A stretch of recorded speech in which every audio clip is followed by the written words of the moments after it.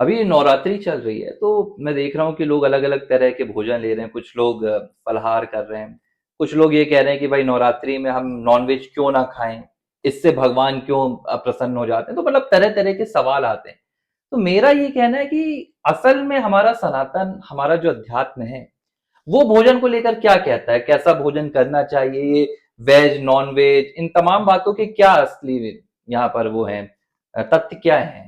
असल में मोहन जी, हमारे यहाँ वैसे देखा जाए तो नॉनवेज तो नहीं करना चाहिए, लेकिन तो भी यदि मैं ये कहूँ कि हमारे यहाँ भोजन की कैटेगरीज जो है शास्त्रों ने वेज और नॉन वेज के बेस पे नहीं बनाया है। वो आ जाता है लेकिन उसकी कैटेगरीज अलग है। हमारे यहाँ जो भोजन का टाइप्स है वो आता है सतोगुण, रजोगुण और तमोगुण। इन तीन टाइप्स में उसको ये डिवाइड क्या किया होते गया हैं है। ये टाइप? सतोगुण, रजोगुण, तमोगुण, ये तीन गुण होते हैं प्रकृति के। ये केवल भोजन ही नहीं, आपके भोजन, आपके कोई भी कर्म या स्वभाव। कोई भी स्वभाव, इस सब में आ जाती है। प्रकृति ही त्रिगुणमयी है। कहा ही जाता है कि प्रकृति तीन गुणों से बनी हुई है या त्रिगुणमयी है।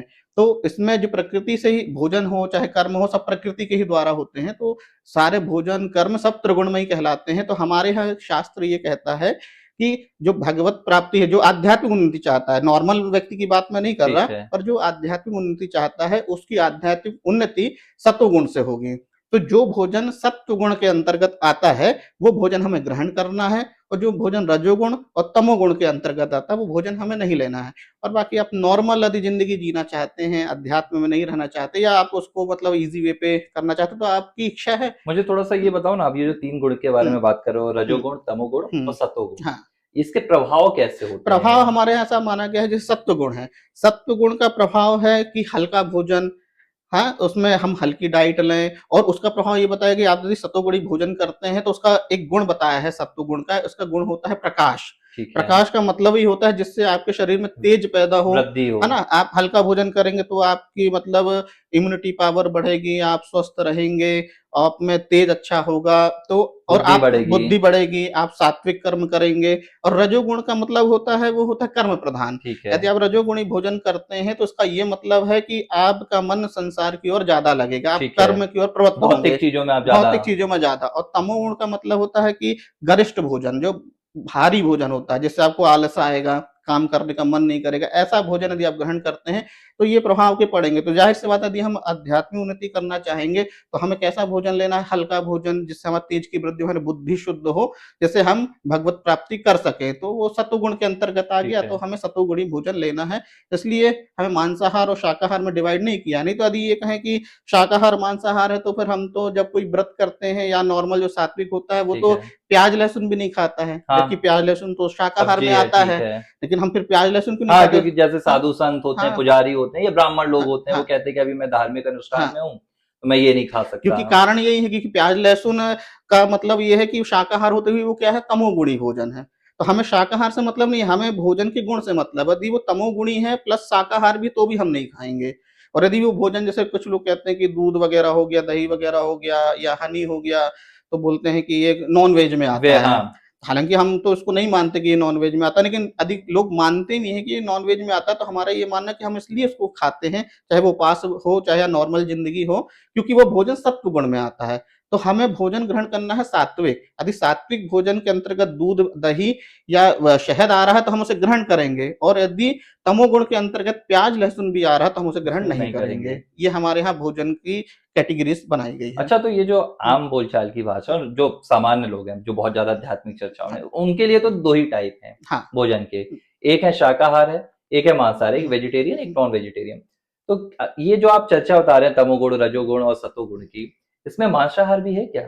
मांसाहार यदि उसको उसमें सम्मिलित करना चाहें तो बिल्कुल होगा, वो तमोगुण के अंतर्गत तमोगुण में आएगा, आएगा। क्योंकि वो हमको। तो ये तमोगुण भोजन की किसके लिए सलाह है? क्योंकि आपने बताया ना देखिए, तीन सलाह है भोजन की। भोजन की सलाह तो किसी को नहीं है, लेकिन भाई हमारी इच्छा है, हमारा स्वभाव, सबका देखिए एक स्वभाव होता है और सबकी भोजन करने की एक परंपरा होती है। आदमी अपने भोजन जो होता है पारंपरिक तौर से ग्रहण करते हुए आता है, तो उसके अंतर्गत यदि वो ग्रहण करता है। लेकिन मैंने बताया कि यदि भोजन आपको सात्विक इसलिए लेना है यदि आप आत्मिक उन्नति चाहते हैं। नॉर्मल वेज पे तो आप भाई जो आप चाहते हैं वो आप करें, कोई किसी को रोकने वाला तो है नहीं। ठीक लेकिन है। यदि आप चाहते हैं कि आप आत्मिक रूप से आगे बढ़ें, तो आपको सत्व गुण में रहना है। भोजन ही नहीं, आपको हर चीज में सत्व गुण, कर्म हो, चाहे भोजन हो, चाहे पूजा पाठ हो या कोई भी चीज़ हो, सब सत्व गुण में ही हमें रहना होगा और बाकी तो फिर आपकी मर्ज़ी है। अच्छा, आप हमारे सनातन में किस प्रकार के भोजन के लिए कहा गया है? हमारे सिर्फ़ यहाँ सतोगुण?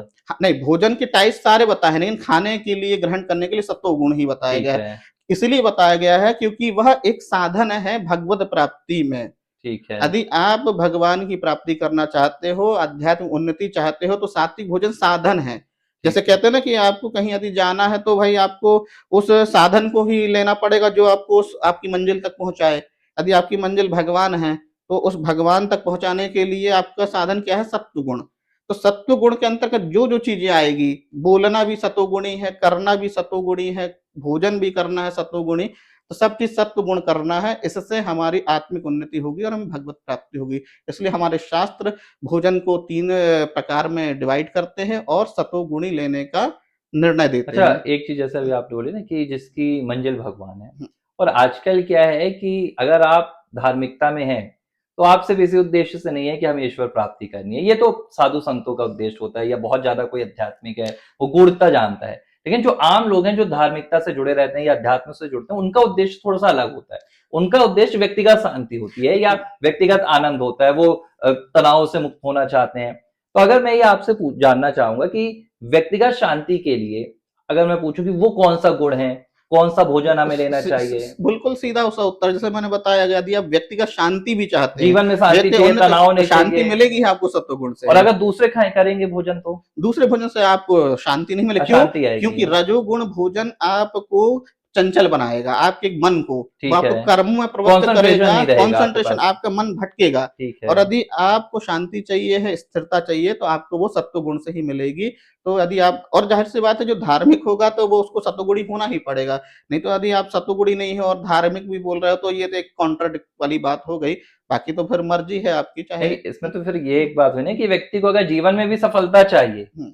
ज़रूरी नहीं है कि अगर वो सिर्फ़ प्रभु के लिए जा रहा है या आध्यात्मिक क्षेत्र में सबसे जो अंतिम मंजिल देखिए, जो होती जो है शरीर है, ये दोनों का साधन है। ये हाँ, भोग का भी साधन है, मोक्ष का भी ठीक साधन है। है। आपको यदि भोग भी करना है, तो उसके लिए भी तो शरीर स्वस्थ होना चाहिए। हाँ, यदि शरीर स्वस्थ होगा, तो ही तो भोग करोगे। आपको कई बीमारियाँ हैं, तो आप भोग कैसे करोगे? तो यदि आपको शरीर को स्वस्थ रखना, तो भी आपको सत्वगुणी बनना पड़ेगा। जब सत्वगुण से आपका शरीर स्वस्थ होगा, तो आप भोग भी भोगोगे।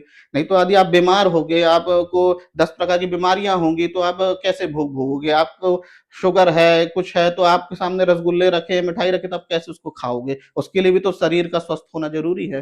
अच्छा एक डिबेट चलती है और ये डिबेट मुझे लगता है कि हुँ, अनएंडिंग है, कभी मतलब खत्म नहीं होती है कि क्या भोजन करना चाहिए? जैसे वेजिटेरियन और नॉन वेजिटेरियन चलता है। वेजिटेरियन वाले कहते हैं कि देखो भैया हम पशुओं से प्रेम करते हैं। उनका जो तर्क हुँ, रहता है मैं आपको बता रहा हूँ, हुँ। हम पशुओं का उनका कत्ल नहीं कर सकते, उनको मार नहीं सकते, इसलिए हम नॉन-वेज नहीं खाते हैं।